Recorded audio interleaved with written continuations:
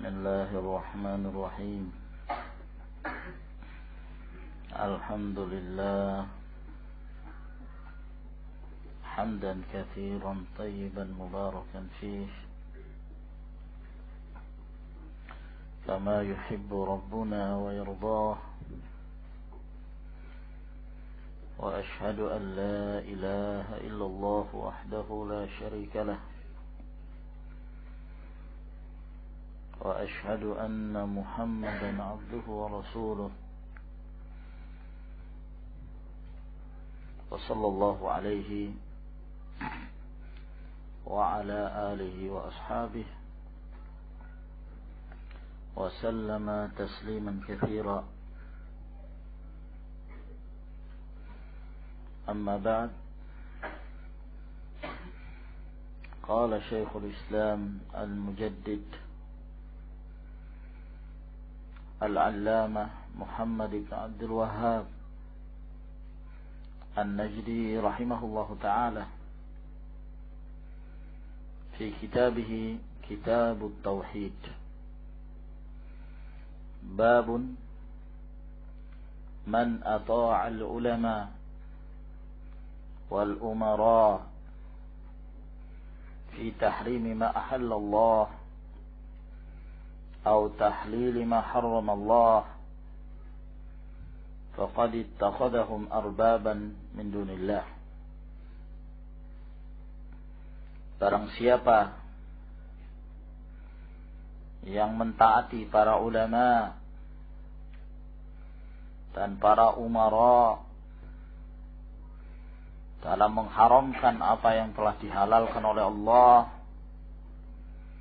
atau menghalalkan apa yang diharamkan oleh Allah Subhanahu wa ta'ala, maka sungguh dia telah menjadikan dan mengangkat mereka sebagai Rabb dari selain Allah. Di dalam bab ini beliau menegaskan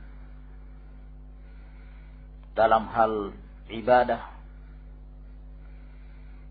tidaklah diperuntukkan kecuali hanya untuk Allah Subhanahu wa ta'ala, wal ikhlasu lahu, ketaatan secara utuh hanyalah kepada Allah dan tidak kepada yang lainnya. Dan merupakan salah satu tanda ketaatan seorang kepada Allah Subhanahu wa ta'ala adalah taatnya seorang itu kepada Rasulnya.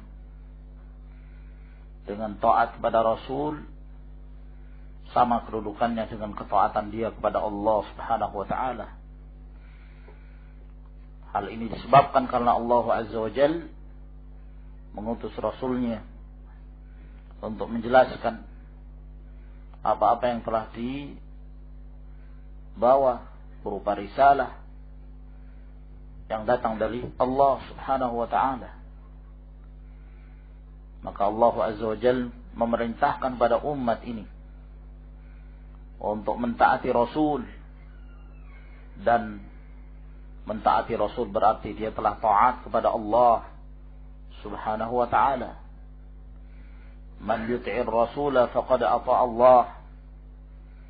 Barang siapa yang taat kepada Rasul, maka sungguh dia telah taat kepada Allah Azza wa Jalla.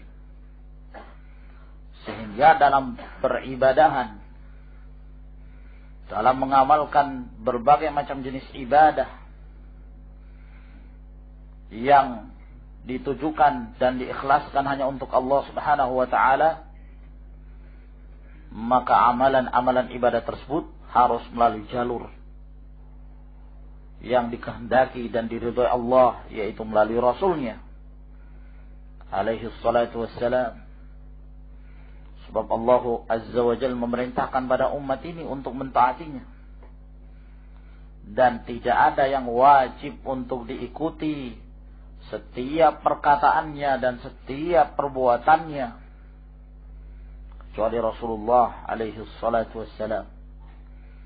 وَمَا آتَاكُمُ الرَّسُولُ فَخُذُوهُ وَمَا نَهَاكُمْ عَنْهُ فَانْتَهُوا Apa yang telah Rasul berikan pada kalian, ambil itu.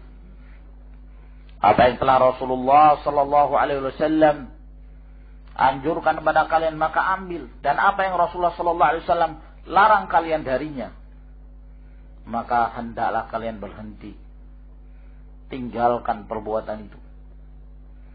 Maka menjadi tolak ukur kebenaran adalah mentaati apa saja yang dikatakan oleh Rasulullah sallallahu alaihi wasallam dan meninggalkan apa saja yang dilarang oleh Rasulullah sallallahu alaihi wasallam.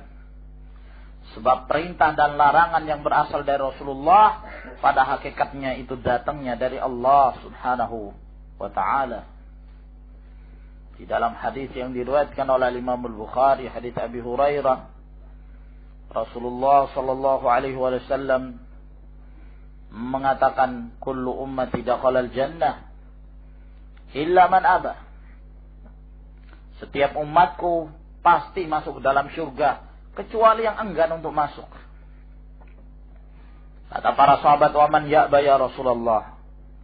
Siapa yang enggan untuk masuk ke dalam surga?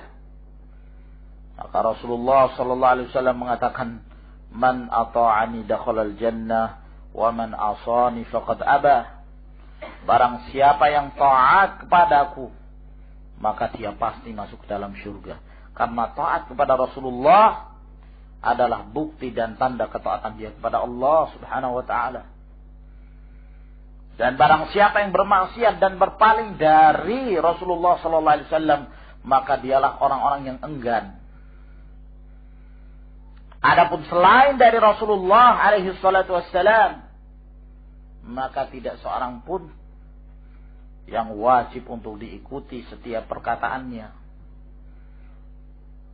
yang diikuti setiap apa yang dia kerjakan.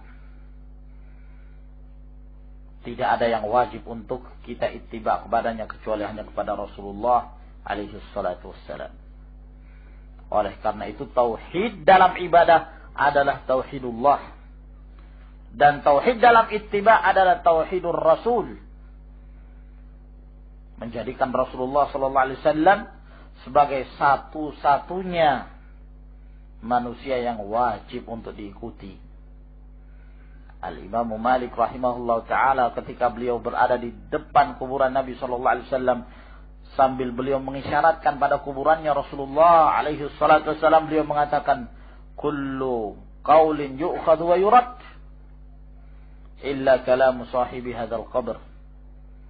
Setiap perkataan bisa diterima dan bisa ditolak kecuali perkataannya penghuni kuburan ini, yakni Rasulullah sallallahu alaihi wasallam.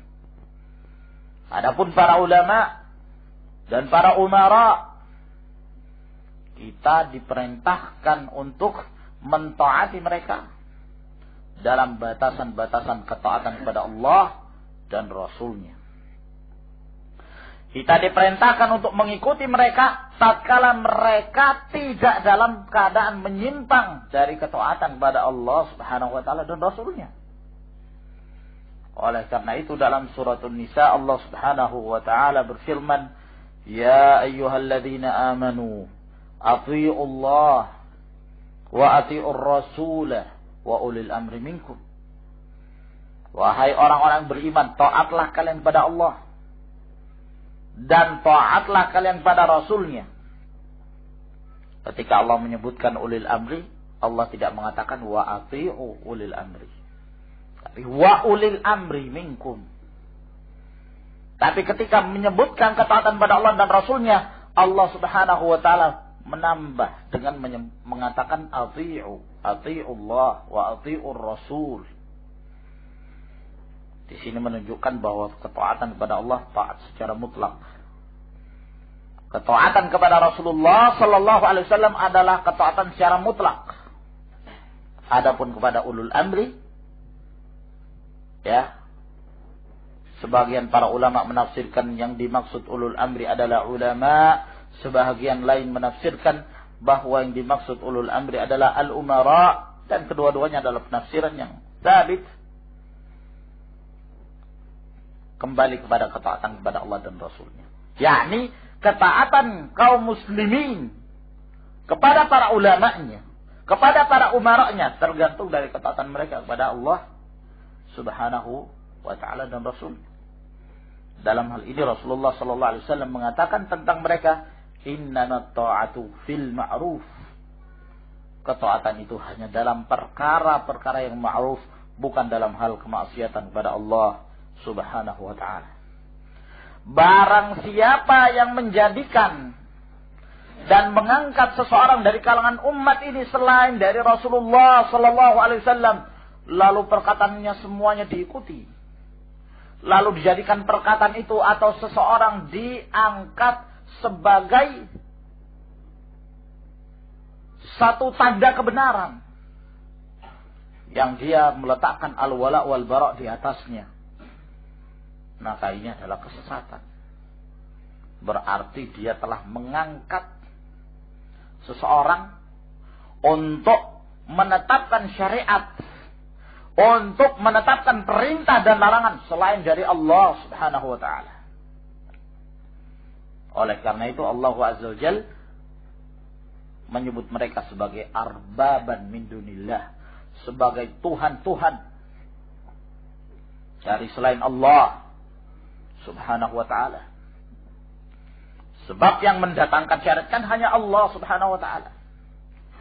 Dan tidak ada hak bagi yang lainnya untuk mendatangkan syariat, untuk menetapkan sesuatu, melainkan hak Allah.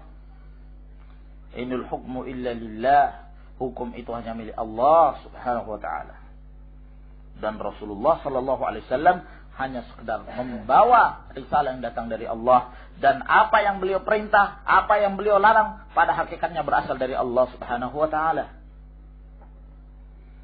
Nah, maka binasalah ahlul kitab. Tatkala ahlul kitab mereka telah menjadikan ulama mereka, mereka menjadikan pendeta-pendeta mereka, alim-alimnya mereka itu diangkat setinggi-tingginya dan diagungkan seagung-agungnya sampai kepada tingkat membuat syariat sendiri. Berhak untuk memerintah dan berhak untuk melarang. Padahal Allah Subhanahu wa ta'ala tidak pernah menetapkan yang demikian, ditetapkan oleh pendeta mereka. Allah Subhanahu wa ta'ala melarang justru dibolehkan oleh pendeta mereka. Dan mereka lebih mengikuti pendeta. Mereka lebih mengikuti ahbar, alim ulamanya mereka. Maka binasalah mereka. Nah, sehingga para ulama, para umara fi hududi ta'atillah subhanahu wa ta'ala wa rasulih, ketaatan pada mereka dalam batasan ketaatan pada Allah subhanahu wa ta'ala dan rasulnya. Di dalam riwayat al-Imam al-Bukhari rahimahullah ta'ala, suatu ketika tatkala Rasulullah sallallahu alaihi wasallam mengangkat Abdullah bin Hudzafah untuk memimpin salah satu pasukan yang dikirim oleh Nabi sallallahu alaihi wasallam pada waktu itu. Maka Abdullah bin Hudzafah ini jadi pemimpin pasukan. Ya. Dan terkadang beliau bermain-main. Suatu ketika ya, dalam perjalanan beliau marah pada para anggotanya dari kalangan para sahabat. Maka dia pun mengatakan pada mereka, bukankah Allah Subhanahu wa ta'ala memerintahkan pada kalian untuk taat kepadaku, kepada pemimpin? Kata mereka, na'am, kami taat kepadamu. Kalau begitu kumpulkan kayu bakar. Maka mereka pun taat. Mereka mencari kayu bakar. Setelah kayu bakar terkumpul, maka Abdullah bin Hudzafah memerintahkan mereka nyalakan. Ya. Maka mereka pun menyalakan kayu bakar tersebut. Maka api berkobar-kobar. Setelah itu kata Abdullah bin Hudzafah, kalian satu persatu masuk ke dalamnya. Masuk ke dalam api. Nah, yang mereka tahu bahwa ini ketaatan, hampir saja mereka melakukan. Tapi tatkala mereka hendak melakukannya, mereka berpikir, kami taat kepada Allah Subhanahu wa taala untuk menghindarkan diri dari api. Kami taat kepada pemimpin karena kami ingin taat kepada Allah Subhanahu wa taala dan tujuan kami adalah menghindarkan diri dari api neraka. Nah, ini kok kami disuruh masuk ke dalam api? Kami tidak mau. Akhirnya mereka enggan untuk melakukan hal tersebut. Ya. Lalu setelah itu mereka pulang dan menyampaikan hal tersebut kepada Rasulullah sallallahu alaihi wasallam. Nah, lalu kata Rasulullah alaihi salatu wassalam, sesungguhnya kalian apabila mentaatinya, kalian akan masuk neraka. Nah, innamat ta'atu fil ma'ruf. Akan tetapi ketaatan tersebut hanya dalam perkara-perkara yang ma'ruf. Maka dari sini menunjukkan bahwa dalam hal kemaksiatan tidak ada ketaatan pada siapapun dia. Apakah dia seorang alim, ataukah dia seorang amir, seorang khalifah, apakah dia sebagai orang tua, siapapun dia, tidak diperbolehkan bagi seorang untuk taat dalam hal kemaksiatan kepada Al-Khaliq, pada Allah Subhanahu wa taala. Wa qala Ibnu Abbas, berkata Abdullah Ibnu Abbas radhiyallahu anhuma, yushiku an tunazzala 'alaikum hijaratun minas sama'i. Hampir saja diturunkan kepada kalian bebatuan-bebatuan dari langit. Aqulu qala Rasulullah sallallahu alaihi wasallam wa taquluna qala Abu Bakr wa Umar. Aku mengatakan bersabda Rasulullah sallallahu alaihi wasallam, namun kalian mengatakan berkata Abu Bakar, berkata Umar bin Al-Khattab radhiyallahu taala. Ini asar dari perkataan Abdullah Ibn Abbas radhiyallahu ta'ala anhuma. Dalam riwayat yang lain beliau mengatakan urakum satahliku. Aku melihat kalian ini akan binasa. Aku mengatakan bersabda Rasulullah sallallahu alaihi wasallam, lalu kalian mengatakan berkata Abu Bakar dan berkata Umar. Siapa Abu Bakar dan siapa Umar dibandingkan Rasulullah alaihi wasallam?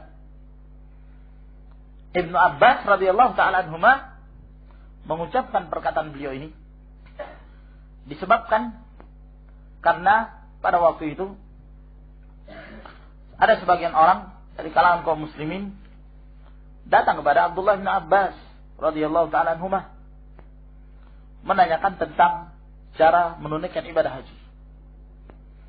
Nah, lalu kemudian Abdullah bin Abbas memberikan tuntunan kepada mereka ibadah haji dengan cara at-tamattu'. Cara haji tamattu'. Sebab itulah yang sahih dan itulah yang diperintahkan bahkan dianjurkan oleh Nabi sallallahu alaihi wasallam. Lalu kemudian di antara mereka ada yang i'tirad. Ada yang memprotes. Abu Bakar, Umar bin Khattab radhiyallahu ta'ala anhuma, mereka berpendapat ifrad. Ya, hajinya haji ifrad saja. Bukan tamattu. Hajinya haji ifrad. Maka ini yang menyebabkan Abdullah bin Abbas radhiyallahu ta'ala anhuma marah. Beliau menjelaskan sunnah Nabi sallallahu alaihi wasallam. Beliau menyebutkan dalilnya bahwa ini adalah perintah dari Rasulullah sallallahu alaihi wasallam. Bahkan Rasulullah alaihi salatu wassalam pada waktu itu ingin berhaji tamattu' kalaulah beliau tidak membawa sembelihan pada waktu itu. Nah, beliau ingin berhaji tamattu' dan beliau menganjurkan untuk haji tamattu'. Nah, hanya karena beliau membawa sembelihan, maka akhirnya beliau tidak berhaji tamattu'. Padahal haji tamattu' adalah perintah dari Nabi sallallahu alaihi wasallam. Ya. Ketika Abdullah bin Abbas menyampaikan hadis dari Nabi alaihi wasallam, sebagian mereka i'tirad dengan perkataannya Abu Bakar dan Umar. Kata mereka, Abu Bakar dan Umar mengatakan haji ifrad. Maka Abdullah bin Abbas radhiyallahu ta'ala anhuma mengatakan perkataannya, urakum satahlikum. Aku melihat kalian akan binasa. Yushiku an tunazzala 'alaikum hijaratun minas sama'. Hampir saja akan dijatuhkan terhadap kalian batu dari langit. Kenapa demikian? Azab. Aku mengatakan bersabda Rasulullah sallallahu alaihi wasallam, kalian mengatakan berkata Abu Bakar dan Umar. Dari sini, ikhwani fi din azanallahu wa iyyakum, menunjukkan bahwa ketaatan kepada Rasulullah sallallahu alaihi wasallam adalah ketaatan yang tertinggi. Tidak bisa dibandingkan dengan yang lain. Jangan dibantah hadis Nabi sallallahu alaihi wasallam dengan perkataan seorang pun dari kalangan manusia ini. Bahkan orang yang paling mulia setelah Rasulullah sallallahu alaihi wasallam, perkataan Abu Bakar dan perkataan Umar. Tidak bisa menghapuskan dan membantah perkataan Rasulullah alaihi wassalatu wassalam. Dari sini juga kita mendapatkan faedah bahwa sebab binasanya umat dan sebab turunnya bala bencana kepada umat ini disebabkan karena mereka meninggalkan perkataan Rasul sallallahu alaihi wasallam. Mereka lebih memilih pendapat seorang dari kalangan umat ini. Mereka lebih memilih pendapat kiai mereka yang mereka agungkan, mereka tokohkan, dan mereka sama sekali tidak memperhatikan hadis Rasulullah sallallahu alaihi wasallam. Kebinasaan. Ketika orang ini membantah perkataan Nabi alaihi salatu wasallam dengan perkataan Bakar dan Umar, apa kata Ibn Abbas? Urakum satahliku. Saya mengkhawatirkan kalian ini akan binasa. Ini menjelaskan bahwa menyelisihi perintah Rasulullah sallallahu alaihi wasallam adalah sababul halak. Sebab kehancuran, sebab kebinasaan yang menimpa umat. Oleh karena itu Syekhul Islam Ibn Taimiyah rahimahullah taala beliau mengatakan dalam kitabnya Dar'u Ta'arudil Aql wan Naql. Kata beliau, "Fadinul muslimin mabniyun 'ala ittiba'i kitabillah wa ittiba'i sunnati Rasulillah sallallahu alaihi wasallam wa ma ajma' 'alaihi salafu hadhihi al-ummah. Fa hadhihi ats-tsalatsa hiya usulun ma'sumah. Wa ma tanaza'at fihi al-ummatu radduhu ila kitabillah wa ila sunnati Rasulillah sallallahu alaihi wasallam." Maka agamanya kaum muslimin ini dibangun di atas kitabullah, di atas sunnah Nabi sallallahu alaihi wasallam, dan apa yang telah menjadi kesepakatan umat ini. Dan ketiga perkara ini adalah prinsip-prinsip yang terpelihara. Dan apa yang diperselisihkan oleh umat ini, mereka kembalikan kepada kitabullah dan sunnah Rasulnya sallallahu alaihi wasallam. Walaysa li ahadin ayyamsiba li hadhihi al-ummati syakhsan yad'u ilayhi wa yuwali alaihi wa yu'adi ghaira Rasulullah sallallahu alaihi wasallam. Dan tidak diperbolehkan bagi seorang pun dari kalangan umat ini untuk mengangkat seseorang, lalu dia mengajak kepada orang tersebut, kepada tarekahnya orang itu, lalu dia berwala dan berbarak. Dia cinta kepada orang itu, dan dia bersikap barak kepada orang yang barak kepada orang tersebut. Selain Rasulullah sallallahu alaihi wasallam, wa laysa li ahadin min hadhihi al-ummati ay yattakhidha kalaman yuwali alaihi wa yuadi ghaira kalamillah wa kalami rasulih sallallahu alaihi wasallam. Bal hadha min fi'li ahli al-ahwa'i wal bid'ah. Ya, dan tidak pula diperbolehkan bagi seorang untuk mengambil satu perkataan, lalu perkataan ini dijadikan sebagai al-wala wal bara, kecuali firman Allah dan sabda Rasulnya sallallahu alaihi wasallam. Bahkan apabila seorang mengangkat seseorang selain dari Rasulullah alaihi salatu wasallam, ataukah menjadikan satu perkataan selain daripada firman Allah dan sabda Rasulnya sallallahu alaihi wasallam, lalu dijadikan sebagai al-wala wal bara, ini perbuatan dari ahlul ahwa, ya, perbuatan dari ahlul bid'ah, alladzina yufarriquna bihi bainal ummah, yang mereka lah yang memecah belah di kalangan umat ini dengan sebab sikap fanatisme, ya, fanatik terhadap golongan tertentu, terhadap seseorang, terhadap suatu perkataan selain daripada kitabullah dan sunnah Rasulnya sallallahu alaihi wasallam. Wa qala al-Imam Ahmad, dan berkata al-Imam Ahmad rahimahullahu taala, ajibtu liqaumin arafu al-isnad wa sihhatahu wa yadhhabuna ila ra'yi Sufyan. Sungguh aku heran terhadap satu kaum yang mereka mengetahui sanad, ngerti ilmu sanad, bahkan mengetahui kesahihan dari satu hadis. Tahu hadis ini sahih, sabit, wa yadhhabuna ila ra'yi Sufyan. Tapi mereka lebih condong kepada pendapatnya Sufyan. Yang dimaksud di sini adalah Sufyan Ats-Tsauri, Sufyan bin Sa'id bin Masruq, Abu Abdullah Ats-Tsauri rahimahullah ta'ala. Maka Imam Ahmad heran terhadap mereka. Mereka tahu ilmu sanad, mereka tahu cara meneliti hadis, bahkan mereka tahu kesahihan satu hadis, tapi kok mereka lebih condong kepada pendapatnya Sufyan. Ta'assubul madhab, fanatik terhadap madhab tertentu. Hal ini adalah merupakan perkara yang madmum, tercela.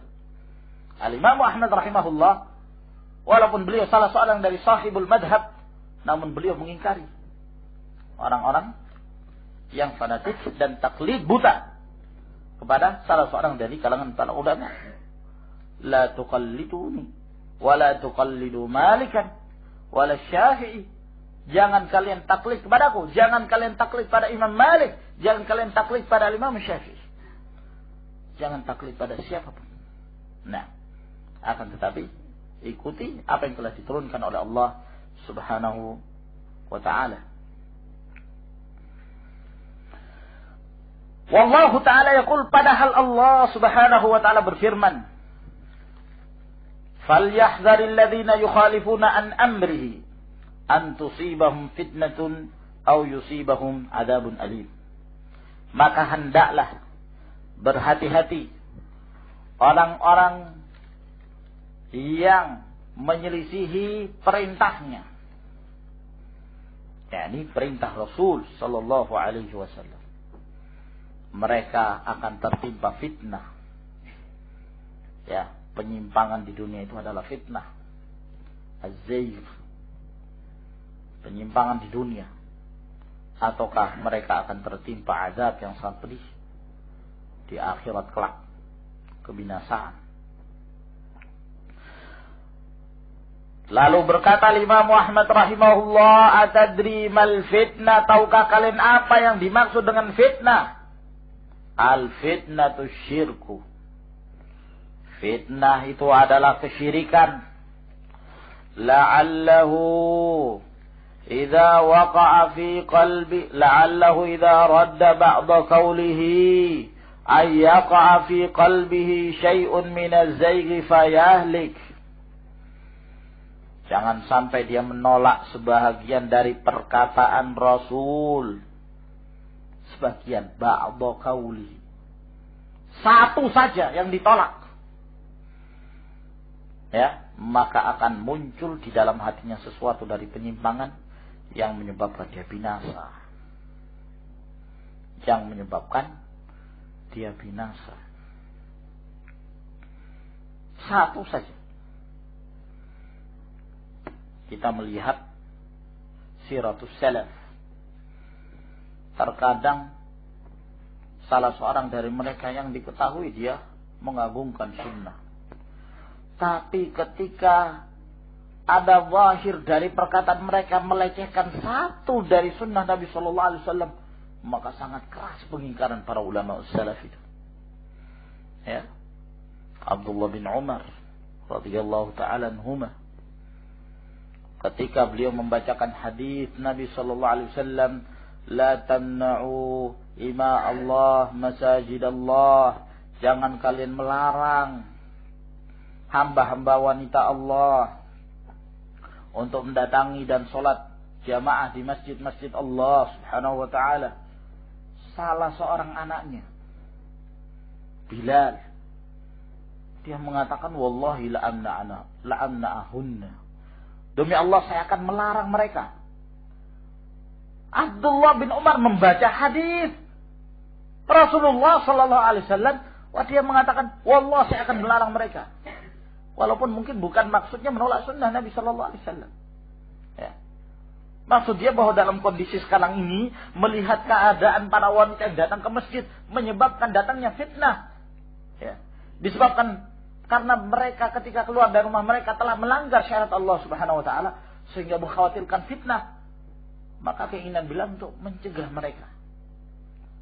Tapi ketika Abdullah bin Umar membaca hadis ini, lalu kemudian dia mengatakan kalimat itu, seakan-akan dia hendak menolak hadis Nabi sallallahu alaihi wasallam. Fasabbahu sabban sayyi'an ma sami'tu sabbahu mithlahu qat. Maka Abdullah bin Umar mencaci maki anaknya ini. Dicaci maki, dicela secela-celanya. Nah, yang tidak pernah, kata perawi ini, tidak pernah aku melihat Abdullah bin Umar mencaci maki seperti itu sebelumnya.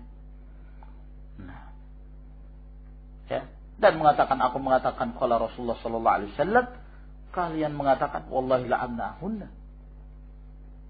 Demikian keras, ya, pernyataan dari para sahabat, para ulama salaf. Keras tahdir mereka, peringatan mereka kepada al-munharifun, al-mukhalifun ani sunnati nabawiyah. Baca kitab Ijma' al-ulama fi at-tahdzir wal hajr min ahli al-ahwa, kita akan dapatkan sekian banyak athar dari mauqifus salaf, ya, yang demikian kerasnya terhadap orang-orang yang menentang sunnah Nabi sallallahu alaihi wa ala alihi wasallam. Perkataan Imam Ahmad rahimahullah ta'ala ini diriwayatkan oleh Al-Fadl bin Ziyad dan Abu Talib. Bahkan Al-Imam Ahmad rahimahullah ta'ala beliau juga mengatakan, nabartu fil mushafi fawajadtu ta'atar Rasul sallallahu alaihi wa ala alihi wasallam fi 33 mawdhi'a. Aku melihat di dalam mushaf Al-Quranul Karim, maka aku mendapati taat kepada Rasul sallallahu alaihi wasallam itu ada di 33 tempat, ya. Lalu beliau membaca firman Allah, falyahdharil ladzina yukhalifuna an amrihi an tusibahum fitnatun aw yusibahum adzabun alim. An Adi bin Hatim, dari Adi bin Hatim, ya, dari sahabat Nabi sallallahu alaihi wa ala alihi wasallam, Adi bin Hatim At-Tai, yang ayahnya Hatim bin Abdullah At-Tai ini di zaman jahiliyah terkenal orang yang paling dermawan. Ayahnya Adi bin Hatim, sehingga kalau mereka mempermisalkan kedermawanan selalu mereka misalkan dengan Hatim At-Tai. Nah, ini anaknya Adi bin Hatim radhiyallahu taala anhu. Beliau masuk Islam pada tahun ke-9 Hijriah, ya, dan beliau diberikan umur yang panjang oleh Allah Subhanahu wa taala dalam usia 120 tahun. Lalu kemudian beliau meninggal. Adi bin Hatim ini dahulu seorang Nasrani. Nah, sehingga dia mendengarkan firman Allah Subhanahu wa taala yang akan disebutkan di sini, ya, maka beliau ingin menjelaskan hakikat apa yang mereka kerjakan, karena beliau dahulu Nasrani, mengetahui apa yang mereka amalkan. Dari Adi bin Hatim annahu sami'a an-nabiy sallallahu alaihi wasallam yaqra'u hadhihi al-ayah, bahwa beliau mendengarkan Nabi sallallahu alaihi wasallam membaca ayat ini.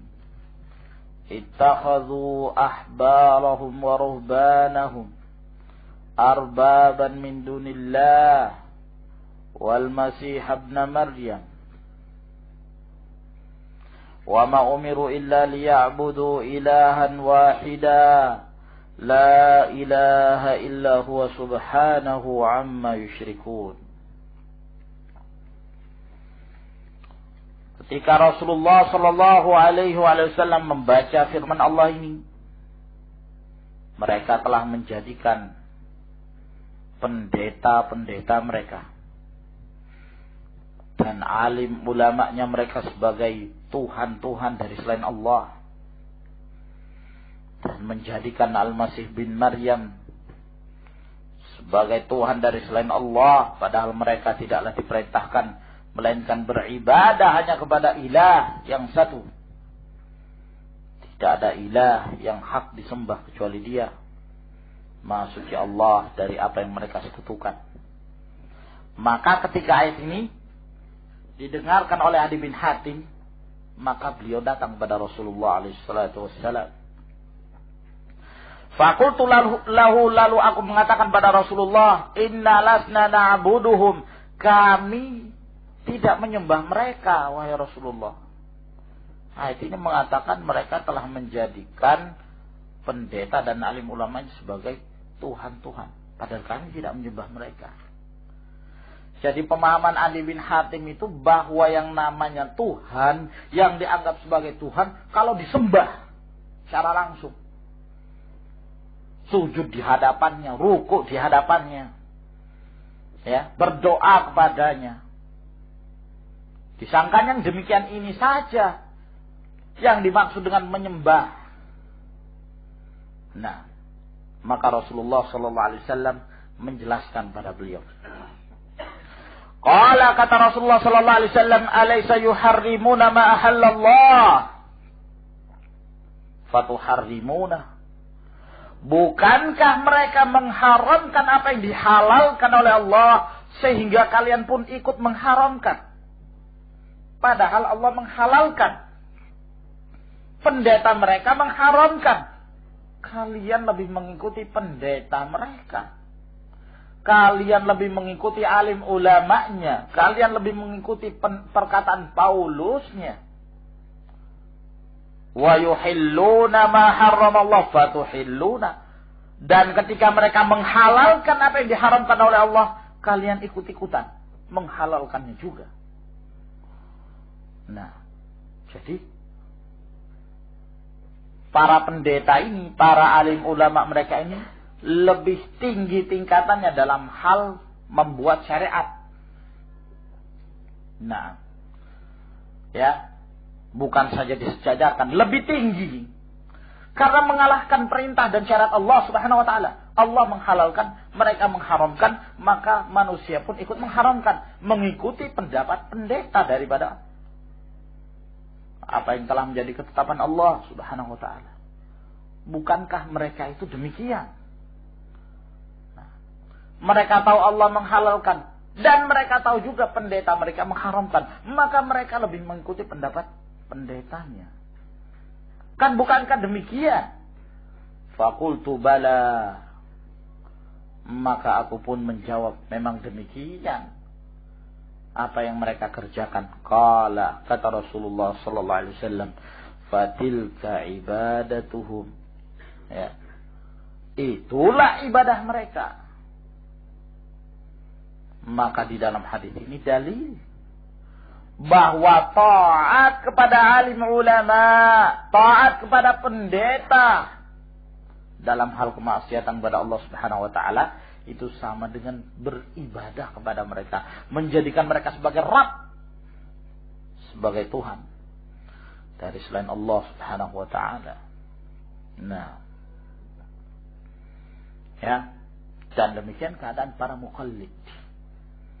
Kalau seseorang itu fanatik terhadap perkataan seorang kiai, apa saja yang diucapkan oleh kiai ini mutlak kebenaran, pasti benarnya, tidak meleset, tidak akan salah, tidak akan keliru, maka ini namanya ekstrim. Ini namanya berarti dia telah mengangkat Rabb dari selain Allah subhanahu wa ta'ala. Sebab yang berhak untuk mendatangkan perintah dan larangan hanyalah Allah. Yang mendatangkan syariat itu hanyalah Allah subhanahu wa ta'ala. Adapun kita taat kepada para umara karena Allah memerintahkan kita demikian. Adapun kita memuliakan para ulama karena Allah subhanahu wa ta'ala dan Rasulnya memerintahkan kita demikian. Semata-mata kita tunduk hanya karena ketundukan kita kepada Allah dan kepada Rasulnya sallallahu alaihi wasallam. Oleh karena itu ketika mereka bermaksiat, ketika mereka menyelisihi al-haq, maka siapapun dia, ya, jangankan ustadz kita, jangankan kiai kita, jangankan para a'immah, Imam Syafi'i wal Imam Malik wal Imam Ahmad wa Abu Hanifah, para sahabat. Nah, tidaklah salah seorang dari perkataan mereka pun jadi hujjah tatkala menyelisihi Allah subhanahu wa ta'ala dan perkataan Rasulnya sallallahu alaihi wasallam. Wallahu a'lam bishawab. Hadis ini diriwayatkan oleh Imam Ahmad dan At-Tirmidzi wa hasanahu, dan dihasankan oleh Al-Albani rahimahullah ta'ala. Tayyib lahuna ikhwan. Tafaddalu hafizakumullah.